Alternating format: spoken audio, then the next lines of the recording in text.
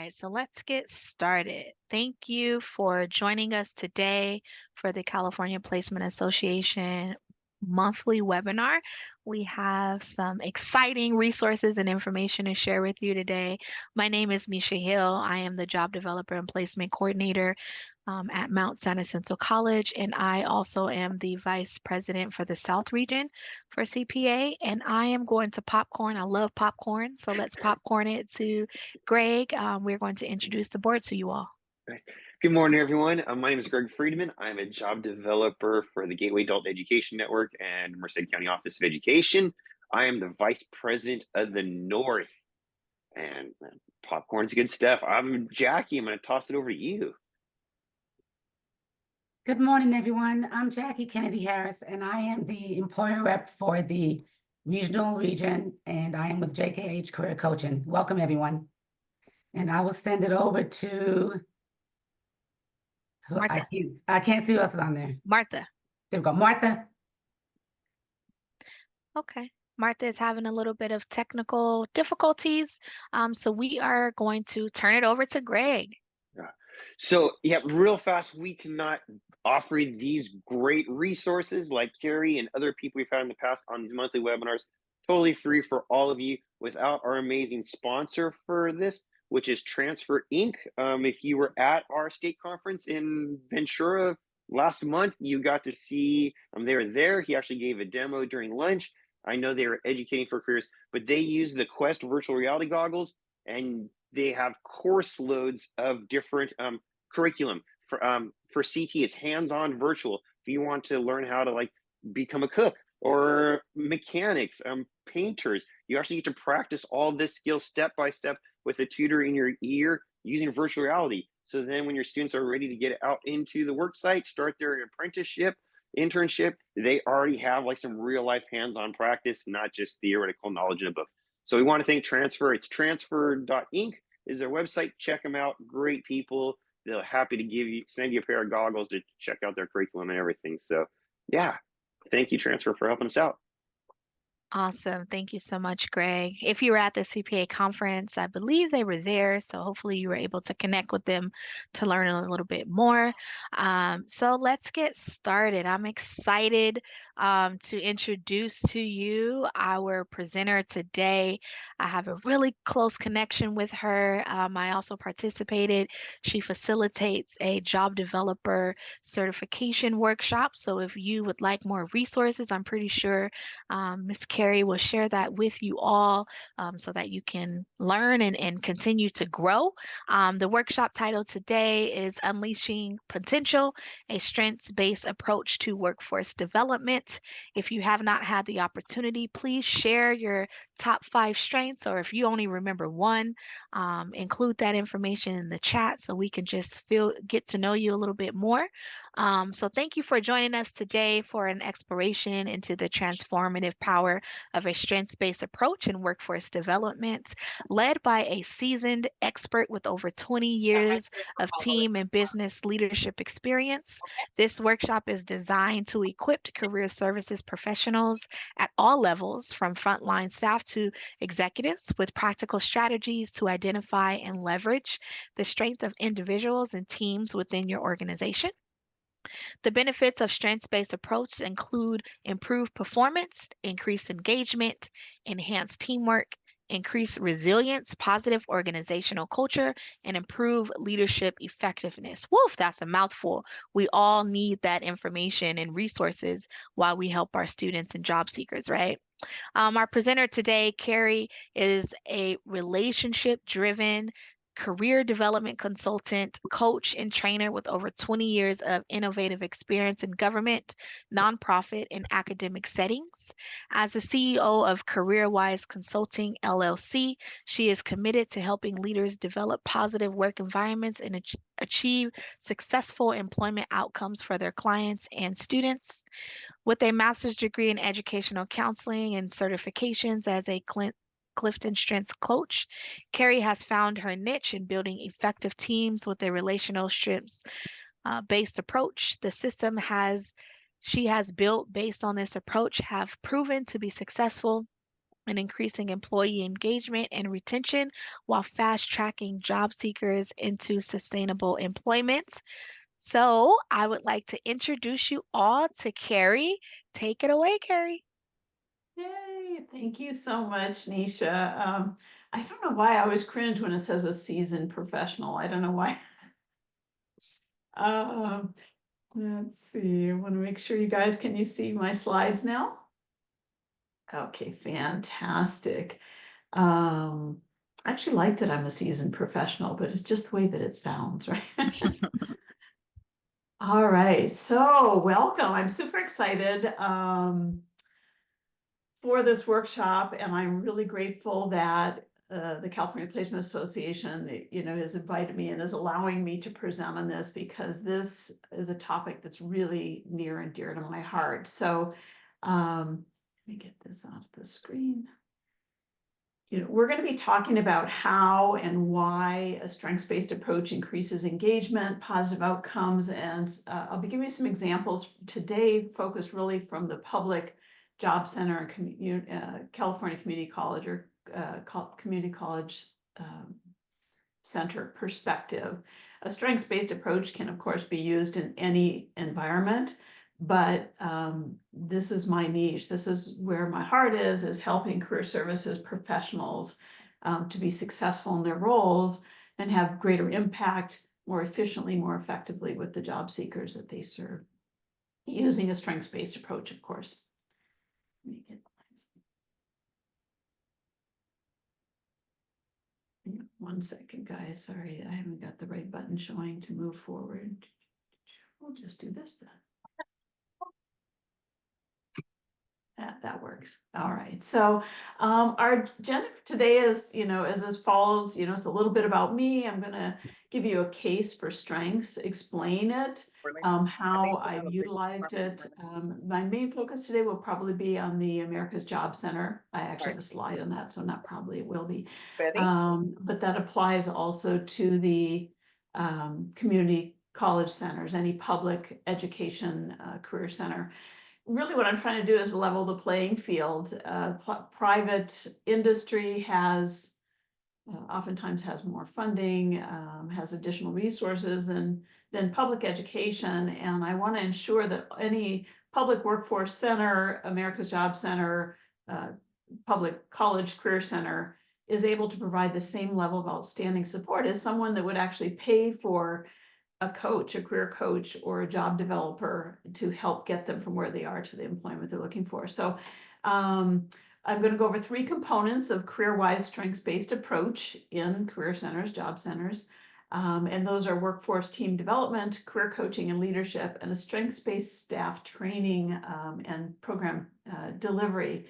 One of the reasons I really like this, I'm going to go into this a little bit more though, is if any of you have ever tried to lead up, where you get a manager or supervisor that I see this in higher education, but can happen in any organization where maybe you have someone that's at a level above you that doesn't know a whole lot about what you do, just the way things are structured. If you're running a career program, oftentimes in higher education, you are the person that has that knowledge, and it's kind of magic to the rest of the people as to how you get people employed. So and then we're going to go into, kind of summarize the results that you can get. We'll, just briefly go over the results that come out of this also, and talk just a minute about how you can build your own CareerWise team. And I'll have contact information at the end if you want any further information. So a little bit about me. You can see some stuff there up on the screen, but ultimately I'm a self-proclaimed career geek since 6th grade, and I'm a Richard Bolus groupie. I wear that moniker, for the rest of my life, even though sadly he's passed on. And maximizing strengths in others through relational interactions is really my superpower. That's what I could spend every hour of every day doing, is trying to help bring out the strengths in others so that they can lead successful lives, successful careers.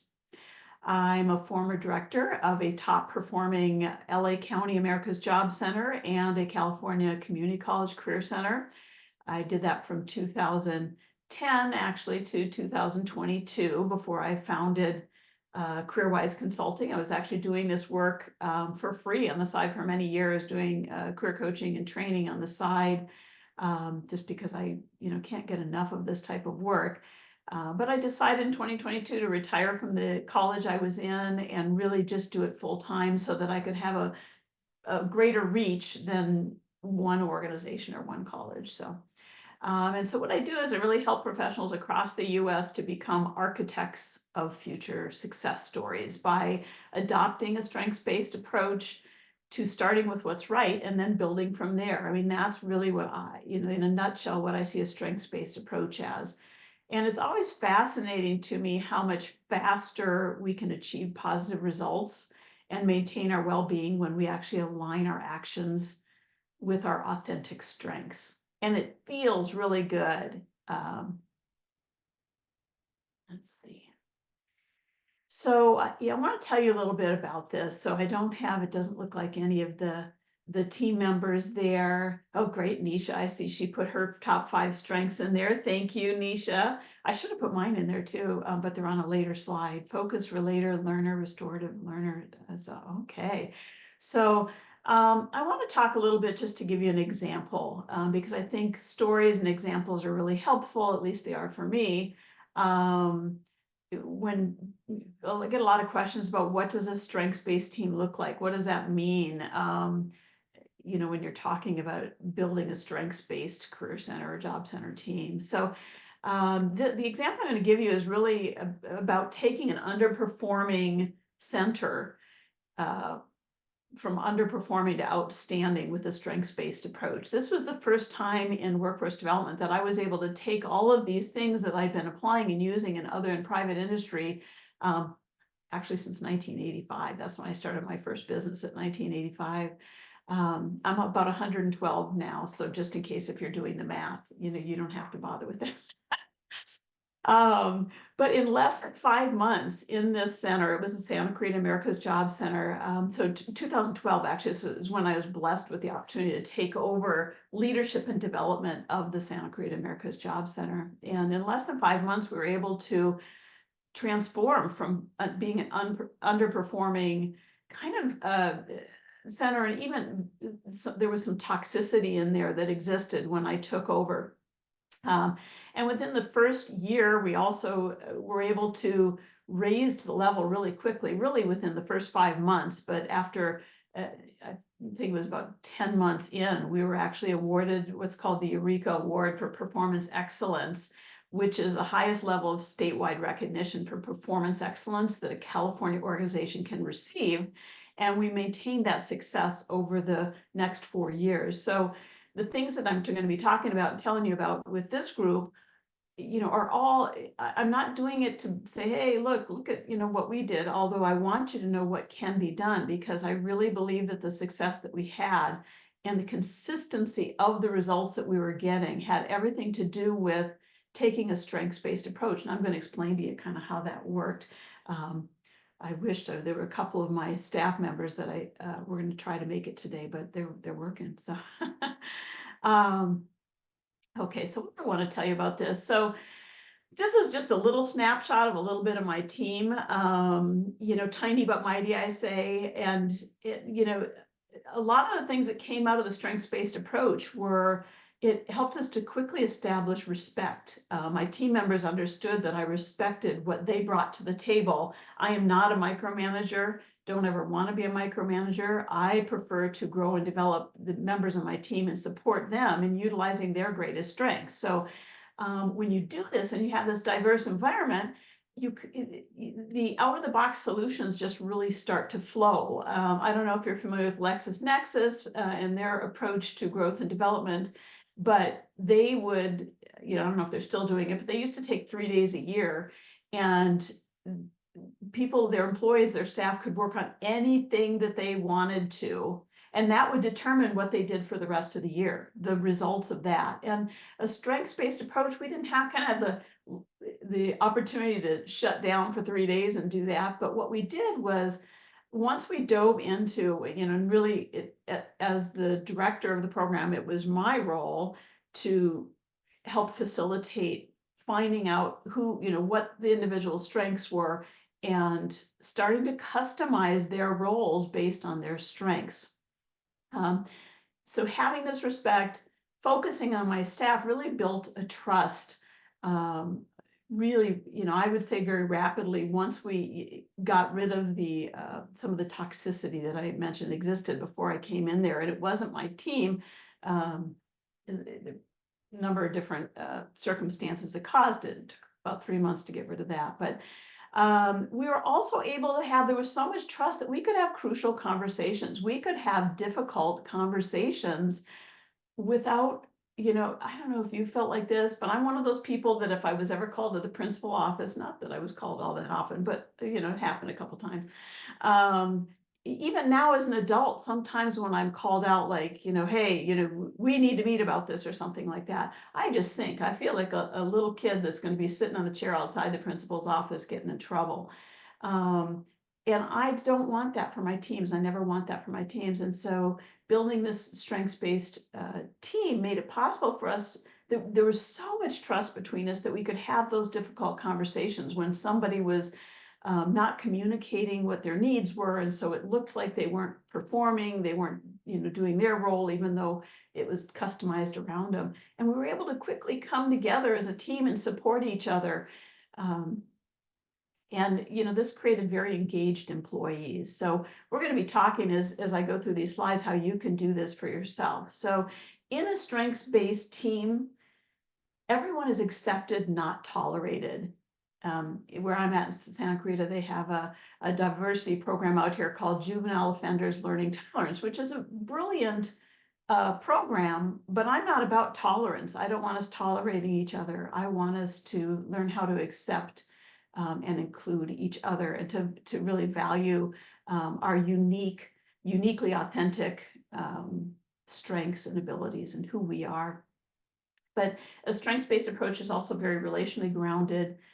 It takes a lot of team effort to pull it off. I may have taken the lead initially, but once everyone's working in their strengths, it's really definitely a team effort, and you become greater than the sum of your parts. And then I put a little note on the bottom before going on to the next slide, just so you know what we were facing during that snapshot of time when we went from underperforming to outstanding.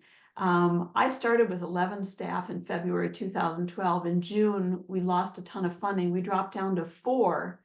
And then I had to quickly turn around and build up my team, piecing different types of funding and resources together, and was able to build it back up to 14 staff in about 5 months. I didn't do that by myself. It was a team effort in using our strengths to come up with out-of-the-box solutions. So.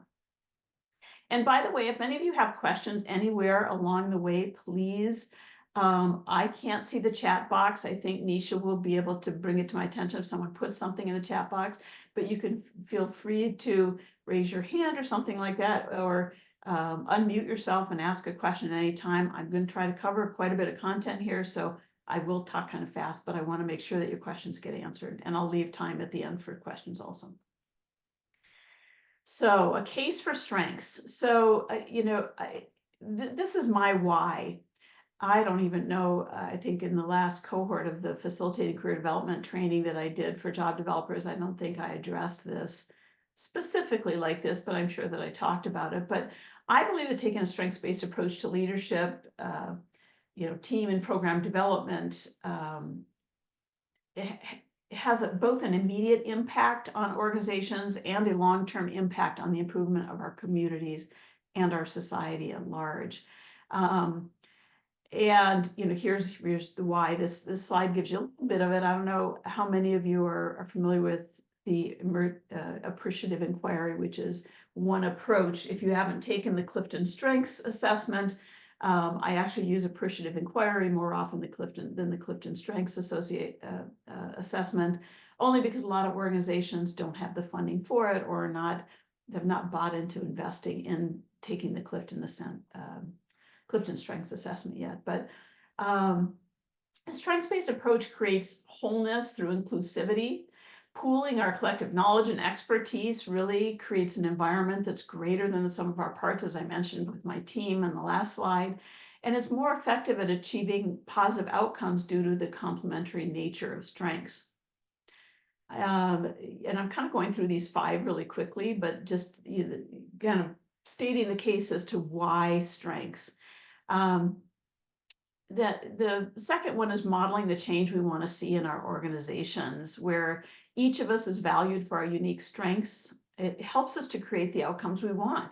When we can see collectively, we have a collective vision, then we can achieve it, and at a much faster pace than if we don't have a collective vision.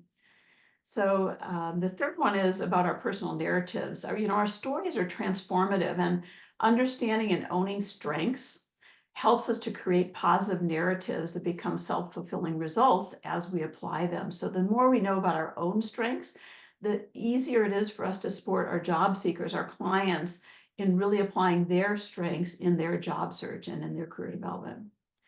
People are more committed to change.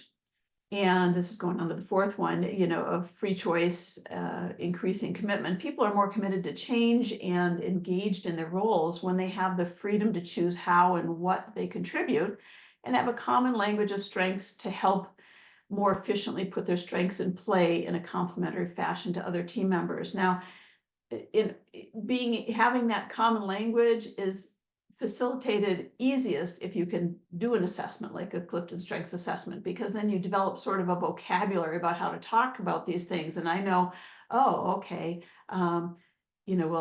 these are Nisha's top 5. Kim's a learner. Niche is a learner. Learner is not in one of my top 5, but looking at these different things, it helps us when you understand what they are and how you apply your strengths in your role. It makes it easier to get from point A to point B in discussions and in building teams and accomplishing goals a lot more quickly.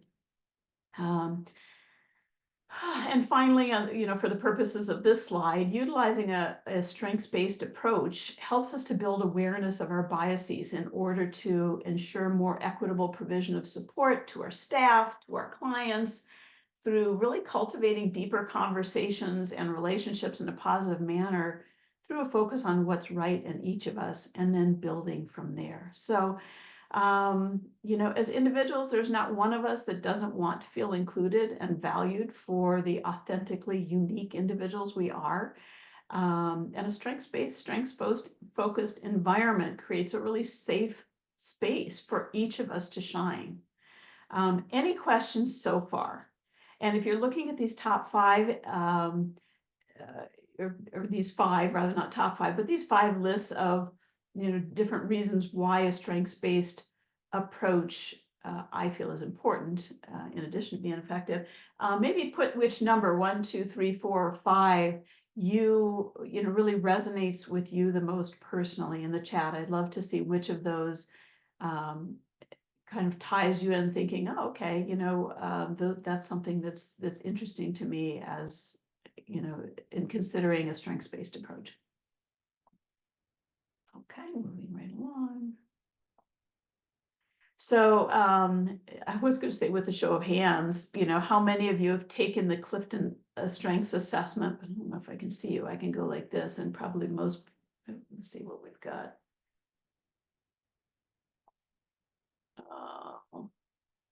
Yeah, it's not going to work for me. I got one hand. I guess okay, a couple. Yeah, show a hand either with your little chat hand, or those of you that have your camera on, you could do it visually. I think I've got the graph up now so that I can see it. So we have Elise, Selena, James, Greg. Okay, so we've got a few. And I think that I see, since I was over, switched to the other screen, where I'm seeing the first one, the third one, the fourth one, the first one, free choice. Yeah, free choice, Anna, I'm there with you. It feels good to have some say in how you do your job, right? Because who knows better how we can be successful than ourselves. I see, okay, in the raised hands, it says Elise, and one of the raised hands, but I think that was saying that you have taken this Clifton Strengths Assessment, I'm guessing. Yeah. And before you move on, Keri, there are a few questions in the chat. I don't know if you want to address it now or after. Yeah, no, let me take a look. Okay, let's see. Renee says, do you have any talking points or suggestions for discussing individual strengths as a group? Yes, absolutely. As a matter of fact, slide a little bit later. I'll talk about, a tool for one-on-one, but in groups, that's where this appreciative inquiry really comes in. I don't know how familiar you all are with appreciative inquiry, but being able to ask those questions that allow people to think about, when they're doing their best work or when they're in flow, what strengths are they using? What skills are they applying? Having them, and this is why I like the Clifton Strengths though too, is if you've taken the assessment, then you can have people, like if I have a relator, if I am a relator, and I'm talking to another relator, it's different when I talk about how I apply my relational skills compared to someone else, because there's 34 different strengths that Gallup has been researching for many decades. But so, talking points, yes, Renee, gosh, I could do a whole presentation. As a matter of fact, I do workshops on that specifically, but let me think of some other ones just off the top of my head.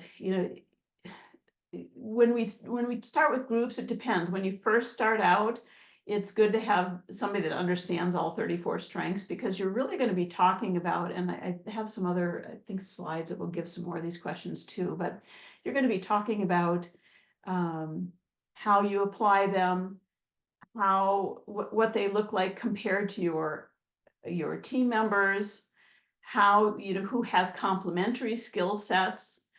Sometimes we'll break people up. If you look at this slide that we're on right now, you've got the 4 different domains I put up here just to give you an idea: executing, influencing, relationship building, and strategic. You could simply put some paper up on the wall, or if you're in a Zoom, you could maybe use Miro and put some pads up on Miro and have people determine which one they feel they fit in most. Pick a domain. So if they haven't taken the Clifton Strengths, they can just read through this short description. Executing, the people with dominant executing themes make things happen.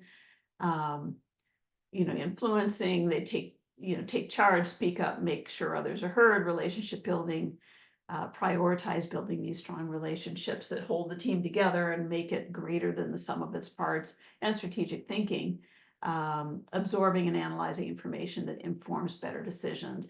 Even without the assessment, people can kind of think, well, I think I'm kind of like this, or I feel like I fit more in this area. And then you can break people into groups based on which domain they feel that they kind of set in most, or know if they've taken the Clifton assessment, and then have them start discussing. That's really the first step, is being able to discuss with each other how that looks, how they apply it in their role.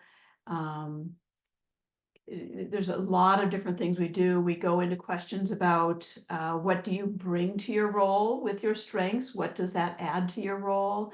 And what do you need? Because those strengths that you have need to be nurtured too. So in order to be able to apply those strengths in your role, questions like what do you need in your role to be able to use that strength more effectively or more frequently?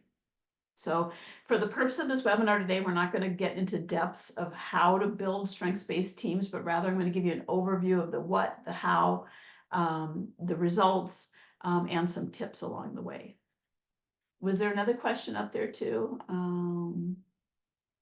Let's see, I thought you said there were a couple questions, Nisha, or was it just the one that was up there? I just see the one. It was, excuse me, it was just that one. Okay, all right, fantastic. So, and I think there'll be some more, Renee, as I go forward, some more things that will give you some more. I believe, sorry, there's another one. They're asking, great question. I believe this individual is asking, is it free to take in regards to the strength-based assessment? Okay. It's not free. Anyone can take it. You can go to gallup.com and you can take the assessment. I think now it's $24.95. When I work with teams, then, for example, I'm doing a big team training for the East Bay Works coming up, and it's all on assessment. So everyone that's in that course, I'm going to give them the link, and then they'll go ahead and take the assessment. But you can take it on your own. The top 5 is $24.95. I believe the 34, which I highly recommend because it gives you a greater snapshot of what are your greatest strengths and what are your lesser strengths. It's just as helpful for me to know that WOO, which is sort of that cheerleader. I think Denise, you have WOO, don't you? No, you don't have WOO. Somebody in our CPA team has WOO, and I don't have that. I'm not the person that's going to be celebrating. I love celebrating everyone's birthdays, but I forgive the French, I really suck at like coordinating that kind of stuff. I'm just not good at it. So I always look for the woo on the team because they're like, oh my gosh, yeah, they get super excited about wanting to do that and get the balloons and get the card and bring brownies and all that kind of stuff. I love being the recipient of that. I don't like being the one that has to plan it. It's very stressful for me. So, but yes, you can take that assessment. There is a fee for it. A lot of coaches that do what I do some one-on-one coaching, not a lot. I only take 5 coaching clients at any given time. So unless one finishes up and I'm not working with them, I don't open another spot. But usually if you're working with a strengths coach, then they'll give you the assessment. That's one of the first things I do when I'm working with clients one-on-one is give them the assessment to complete. So. Okay, so there's 3 components of CareerWise strengths-based approach. So I use a strengths-based approach in consulting, coaching, and training, but really by focusing on identifying and leveraging the strengths of individuals and teams within an organization through the team building, through career development coaching, incorporating strengths through staff professional development in an effort to improve performance outcomes, career engagement, increase employee retention, and create well-being by building on existing strengths. This is a huge component of a strengths-based environment, is that it's not only effective in achieving outcomes, but if you're able to work within your strengths and you know what they are, you can overuse your strengths too. I've seen when you lean into one strength too much, sometimes you need a little break from it. Maybe you don't want to be if you're strategic, you don't want to be the whole weight of the whole strategy to be on your shoulders. Sometimes you would prefer to bring, to have others that are working on that with you, things like that. But applying the strengths-based approach in each of these areas, when done effectively, can consistently, and I've seen it time and time again, produces efficient, sustainable achievement of the desired results, the key performance indicators that you're looking for, along with maintaining and really building that well-being. I do a whole workshop. I think Mount SAC, I've done a couple of them for them on well-being, and the national, I don't know, is anyone going to the National Career Development Association conference this year in June? I'll be doing one there. I'm presenting on well-being, using strengths to build your well-being also. So, but I've seen a strengths-based approach being effective and been able to replicate it time and time again. And that's one of the reasons I'm a huge advocate for it. Is it works consistently when it's applied correctly and it's developed, and it's not just a one and done. There's a number of organizations. Some I can't. I could do certain types of workshops, but I won't do others because taking a strengths assessment and then just reading through it has a great deal of resource. It's very helpful. It's very insightful. There's a new report that just came out recently. But one and done is not going to develop a strengths-based team. You have to develop that, hence the word develop, right? It's not just here's an assessment, going back to the days of taking a career assessment, right? It's like, okay, you're going to be it doesn't work like that. It's now I know what my strengths are, and I have a language to discuss it with others and work on building this team. So an engaged employee is a successful one. And when you can use your strengths, you really do become much more engaged in your work.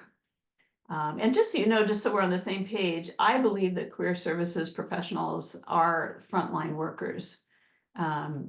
We don't, it doesn't show up in the news when there's a pandemic and things, but really imagine the panic when people during the COVID, well, not imagine it, some of you experienced it, right? People were losing their jobs, their income went from, sustainable to completely gone. And who are they turning to when they don't know what to do? They're looking to career services professionals. So. All right, so on this, I want to give you some different examples. We're leading into, this is the first of the 3, a strengths-based approach to team development. Oh my gosh, what are we doing on time, Nisha? You have about 25 minutes, 24 Okay, minutes. all right. Okay, I'll keep I'm gonna go over skip a couple slides here and whatnot. So some of the things that you can do or that you need to do, actually, this is kind of the way it works when you're developing a team, a strengths-based team. You start out with doing assessments, whether it's using appreciative inquiry or the Clifton Strengths. There's a lot of other tools I use. I know at California Placement Association, I think I've shared a number of different ones over the years. All the different associations and organizations I present with, I think every time I'm giving different tools. There's so many. But the first step is those assessments, figuring out what's working, what's not working in your teams, or if you're doing it just for yourself. If you're self-coaching, what's working in your role, what's not working, where, is there a gap? Are you having to do something in your role that doesn't feel good? Well, is that because the way that you're approaching it is not allowing you to use your strengths? You might be using what we call strenuous strengths, which are those things that you know how to do, so you end up doing often a lot, but it doesn't come, it doesn't fit in with your strengths, your values, and your interests.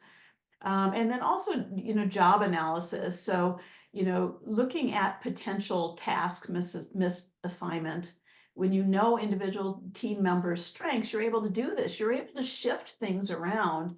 And you can also see where there's unused or underutilized strengths. So going back to the example of Santa Clarita America's Job Center, each one of my job developers had a different role. Their job description was exactly the same, but each one of them did their job in a very different way. So,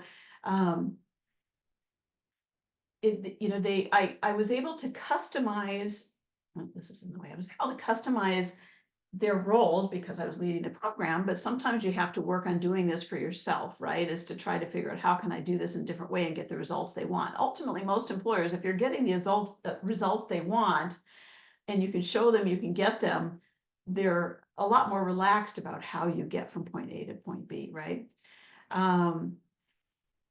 Let's see. Another example I wanted to give, so, just in terms of the assessment. So I went into a for-profit college many years ago, and they just were not getting placement results. They were at risk of losing their accreditation, their financing. They needed a new financier, and they were really struggling. And I had 2 months to get in there and to really fix what was wrong. And so what I had to do first was to assess, and this is what you need to do, is trying to figure out, what is wrong and fix it by utilizing what's right. So you don't go in and throw out, the baby with the bathwater, so to speak. You look at these gaps. With strengths, you're able to look at where the gaps are, and I'm going to show you a sample team strengths chart on the next slide. You're able to see where these gaps are, and often it will showcase for you, well, of course, we're having this problem because we don't have anyone, for example, that has executing skills. Or maybe you have someone that has strong executing skills to get things done, but that's not part of their role. And so I went into this college, and I was able to see what was happening in the Career Center, actually in some of the faculty roles, in student success, in admissions, and we were able to reassign certain tasks within each department to almost immediately turn the tides of the results that they were getting. And it also helped to connect the team. They were kind of all at odds because none of them were able to perform at the level they wanted to. And I really found out in that circumstance that it was because there was no focus on allowing individuals to really shine utilizing their strengths. So once they understood some of their strengths, their basic needs are met, and it impacts their energy also. It increases the energy of the staff. So, and the leadership, so the next part of the team development would be leadership development. So it's really key that if you are in a leadership role, whether you're a department of one, which I see at a lot of community colleges, America's Job Centers usually have more. They usually do have a director or someone running the center. But you have to know yourself and your own strengths first, because it'll also help you to know what we call our balconies and basements, to know this is a strength, but to someone else, this may not always look like a strength. It might be a thorn in their side. So how do I work with an individual that doesn't have that strength, so that we can communicate effectively and so on. So learning how to build strong, effective teams using your strengths, building relationships, supporting staff effectively, being known, liked, and trusted. These are all things that are really facilitated really well if someone takes a leadership role. So one example, I was working with a private company some years back, and they were struggling. It was a commercial art organization, and their profit margin was just shrinking and shrinking and shrinking. And they just didn't feel like they could cut any staff or make any changes. And yet they were spending more than they were bringing in. So it's a little different. Actually, I'm going to not go into this much more, since I think probably nobody hears from private industry, but applying strengths just in that role also allowed them to redirect the way things were done, so that they were able to get more done with a smaller staff. And then hiring for strengths. So in team development, whenever you can, if you know the strengths of your existing team, then you can make decisions about who you need to hire, which areas you need to fill in. If you need people in those executing areas, or maybe you need people that are influencing. Maybe you've got a great program, everything's working great in your center, but you're not able to get the partnerships, you're not able to develop these other relationships, or get additional funding that you need, because you don't have people with strong influencing skills on the team. Or again, the people that have those skills that's not part of their role. They're not doing business services or business services or business engagement, for example. So, okay. Any questions, Nisha, or we're doing okay? We are doing just fine. Someone made a comment and said, I like to strategize and have others helping towards the same goal. I love that too, Bonnie. That's fantastic. I'm a strategic achiever myself, is two of my top 5 strengths, and absolutely, because I'm a relator, I enjoy doing that, strategizing a lot more when it's a team effort. Because again, I value, in a strengths-based approach, you really value all of those different insights. It sounds like you do too. Okay, move on. There we go. So this is just a quick example of what a sample teams chart is. I don't have time to go over it, but it gives you an idea. So there's all the staff on the left-hand side, the strengths across the top in the different domains. And the ones you see in green are the top 5. So those people are, in their roles, this is what they're applying in their top 5. And you can kind of look, and if you had time to analyze it, you can see, oh my gosh, there's nobody that has adaptability or connectedness or developer in their top 5. Oh my gosh, well, that explains a little bit as to why everyone is working in silos, perhaps. Right? They're strong in individualization, so everyone has their role to do, but they don't have strong strengths there with individuals that are going to be able to, create a cohesive team. They don't have individuals that are showcasing that as one of their stronger strengths. So knowing those types of things, then you look at the strengths that you have, and see how you can apply that. So the first thing most people do when they look at a report like this is they look at what's lacking rather than focusing on what they have. And so I just want to point that out, as that's not what these are for. Using a strengths-based approach, what you actually do is to figure out where the greatest pockets of strengths are. Looking for those green patches, and say, oh my gosh, we've got a lot of strategic thinkers. That's a lot of chiefs, oftentimes, right? And then, we executing is maybe a little bit light, kind of analyzing from that, but seeing who has which strengths. So learning what your team is great at, what they do to bring, what they bring to the table. And I have one slide, and I'm going to show you that you can use right now, and I can send you a handout on it that will allow you to start finding that out about your coworkers, your team members, and even just reflecting on it for yourself. So, after you've gone through knowing what each team, what your team's great at and what they bring to the table, then you can look for, where those gaps are. There are different things that maybe one individual is bringing a skill set to the table. What would happen if we lost that individual? How would impact the team? So these are some more questions, going back, Renee, to what you had asked, some more questions that you start to ask as a strengths-based practitioner about your team, so that you're ready for change. It increases your resiliency. Then, what are those specific strengths that only one person on the team has in the top 5? What do they uniquely bring to the team? Finally, you'll look to what strengths your team is missing. That's the last thing you do, not the first. You don't look at it from a perspective of lack, but rather questioning how you can compensate for those missing strengths with the strengths that you do have. Okay. So going on to career coaching and leadership, this is kind of the path. Strengths-based approach to coaching and leadership starts with clarifying the strengths makeup of the team, as you saw in the last slide. You need to know your team. Then taking time to understand individual staff. And I'll give you examples of a tool I use, like I mentioned, that with my team members. I already mentioned,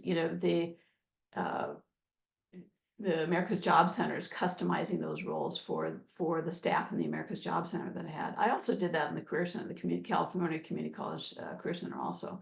So based on that learning, then you match job tasks as much as possible. That's going on from clarify to learn about the team, and then customizing those job tasks as much as possible to strengthen or to strengths when designing or redesigning their roles. For an example, the Career Center staff that I had, I had a few job developers. I was able to get funding for job developers at that, a few years back. That was a big catch title, job developers. There was a lot of money for job developers, so I got job developers. But knowing their strengths allowed me to know that I had one staff member that really did not enjoy the client facing, I don't want to say didn't enjoy the client facing aspect of her role, but felt more effective in building relationships with employers. And that had a lot to do with her strengths. I was able to discern that really quickly once I knew what her strengths were, and honestly used the tool I'm going to show you here in a minute. But when you build project-based teams, so going on to select, when you build project-based teams, so you kind of put teams together, okay, this is what we're going to roll out now. This is the new initiative this year or this semester. We've got a new director, and this is what they want us to do. Being able to kind of choose team members so that you have complementary strengths in place really helps you to complete your projects faster with better outcomes. And then you, going on to develop, you provide ongoing support and training. Like I said, it's not just a one and done. Your staff is going to need ongoing support to continue to develop their strengths, to grow as a team. And ultimately, because if strengths is not part of your regular discussions, it's going to lose its impact. It's just like back in the day, Myers-Briggs, when Myers-Briggs was really at its peak. Some big for-profit organizations, every office had the person's strengths had the person's personality temperament code outside their office. And they utilize that as a way to kind of know, oh, this is how the person likes to interact with other individuals as quickly as possible, right? It just speeds things up, makes the conversations and communication flow better and be a lot easier. So there's a lot more to learn, such as, what people bring and need, the balconies and basements that I mentioned, how strengths, how individuals, possess the influence, how they use their strengths to influence, to apply them in their roles. Sorry about that. I'm just trying to speed up. I'm watching the time. So, okay, going on to the next slide. Okay, and then finally, the third component of those things that I want to talk about was staff training. So, in training, engage, and place, retain, this is really the focus of everything that I do. So you need to know your audience and give them what they need. And you shouldn't be trying to read their minds. One of the worst things that we do, whether working with other people or leading other people, is making assumptions about what people think is, they're about their roles and how they apply it. If someone's reporting to you, they may never tell you that last assignment that you gave them is something that is just not their wheelhouse. They're not comfortable doing it at all. So don't try to read their minds. Listen, ask, listen, ask, and listen some more. I mean, that's really key in a strengths-based approach. And in particular, when it comes to staff training, hearing what their needs are, hearing what they're bringing to the table and what they need. So watch for strengths outliers and ensure that they're not only included, but also that their input is valued. This talks about, that inclusion and belonging, which is so key and is so effectively approached in a strengths-based environment, because you're able to see, oh, these people, maybe they stand out a bit because this is how they like to do things, being their authentic self and being able to live in their strengths. This is what that looks like. They have much more self-assurance when they're able to approach things this way. So enlist the aid of team members that are strong in relationship building, to ensure that those individuals that might be outliers, that have a specific skill set or something that is different. An example of this I can give you is that I had a veteran on staff. She actually to this day is still one of my favorite staff members, although I kind of get attached to all of my staff, but and team members and students and all that. But she was an outlier. She had a skill set that nobody else had on my team, and that was a huge asset for us to bring into the team. But everyone else had certain strengths that she did not have, and the way that she applied her strengths looked very different than the rest. And so it took some time in an awareness about the value of bringing the diversity of our strengths together, and how we could honor her and her approach at the same time, as trying to achieve our outcomes. So it can be challenging with strengths. It makes it a lot easier. So some of the things you can do when you're doing staff training, leading with strengths, some of the tools I use is a strengths energy matrix. What are those things that give you strengths? What saps your strengths? What's that hidden potential, those hidden strengths that if you just develop and you want to develop, they become more, you become more powerful in your roles and more effective. Naming, claiming, and aiming is a tool that we use where and it's really upfront, where you need to be able to say, here's my strengths, whether you're using your top 5 or 34, here's my greatest strengths. This is how I apply them. This is what they mean to me. And now how do I aim them in my role to get effective results? Embracing inclusion and diversity through the application of strengths. So those are some things about leading with your strengths when you're doing your staff training.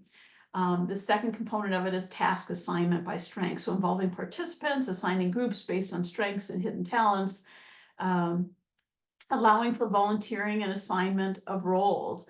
That choice piece that I talked about in one of the early slides, that free choice, having some input into how you do, and what you do is going to produce greater results and greater well-being for the individual staff. And then inviting out of the box thinking. I mean, what good is it to have a diverse team if you don't invite and allow out of the box thinking?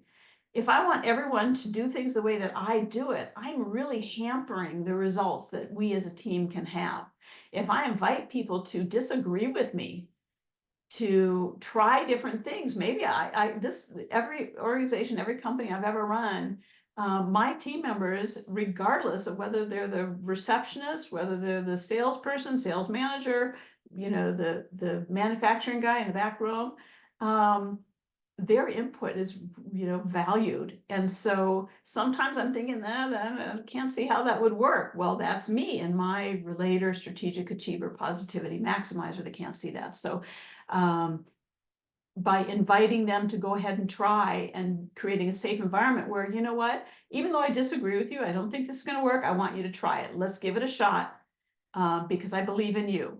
And if it does work, that's fine. We'll regroup and we'll try something else. But I want to empower them to have the opportunity to at least try. So, and then striving for equity. So weaving strengths applications through all training modules, any work that you do. When I was running the team at the college and the America's Job Center, every week there were components of what we did that allowed individuals to play around with their strengths, to apply them, to share.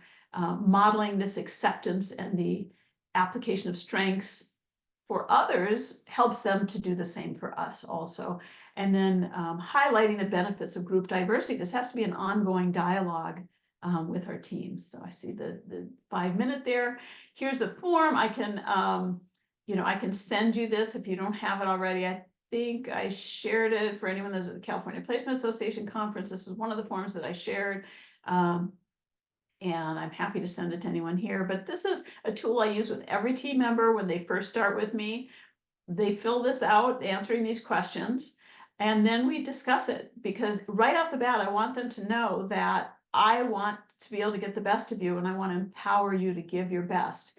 And so questions like this, so Renee, going back to, what kind of questions and teams we can do, this is something can be used in a team environment also, where you have them fill out a worksheet like this, and then pair up or go into triads or quads and discuss these different quadrants. So what kind of work environment brings out the best in you?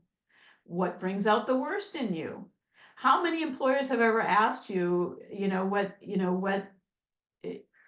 what's going to bring out the worst in you in this work environment? I find that information very helpful, because I don't want to bring out the worst in individuals. I want to empower them to bring their best. So I can't do that if I just assume what's going on in their brain. So as part of a team, you can count on me too. And then when you give me something to do or a new way to do it, this is for leaders, right? I need you to, even if you're part of a team, your coworkers, and you're the one that's saying, okay, you're going to do this component.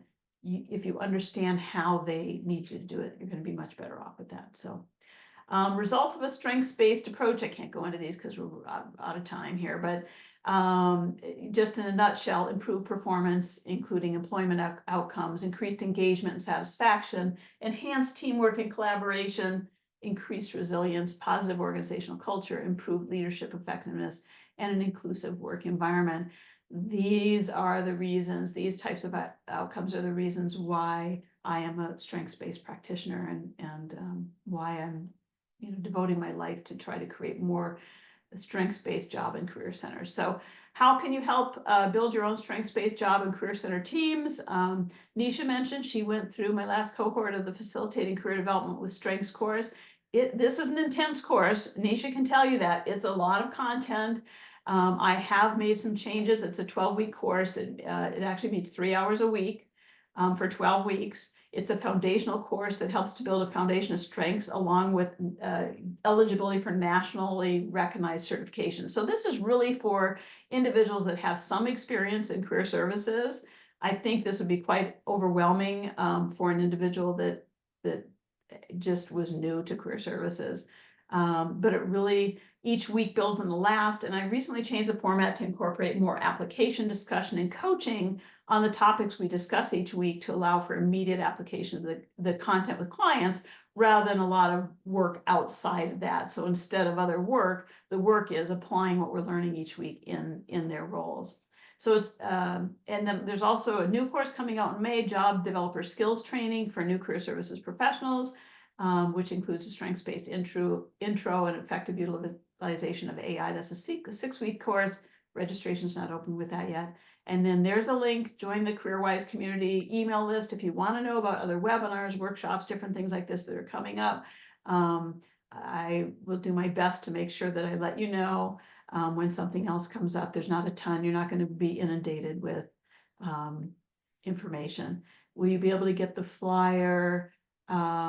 Yes, we will provide the flyer for this particular course in our follow-up email. We do provide information and resources to you all, so make sure you registered. This is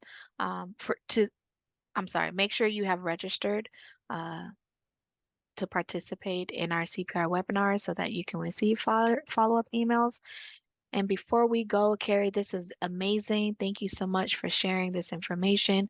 Hopefully you all were able to take some good tips and tricks to move forward. Someone asked, can you get HR recertification credit for this particular webinar? Do you know? The Facilitating Career Development curriculum in this 12-week course, I believe does give continuing education. I know a number of practitioners that have, because the curriculum comes out of the National Career Development Association curriculum, which is connected to the American Counseling Association and so on and so forth. So they do a lot of work with SHRM, and what's the other one? PIRA, a lot of these different organizations. So yes, I can double check that for you if you want, but I think it's on the NCDA website too, that is, yes, you can get credit for that.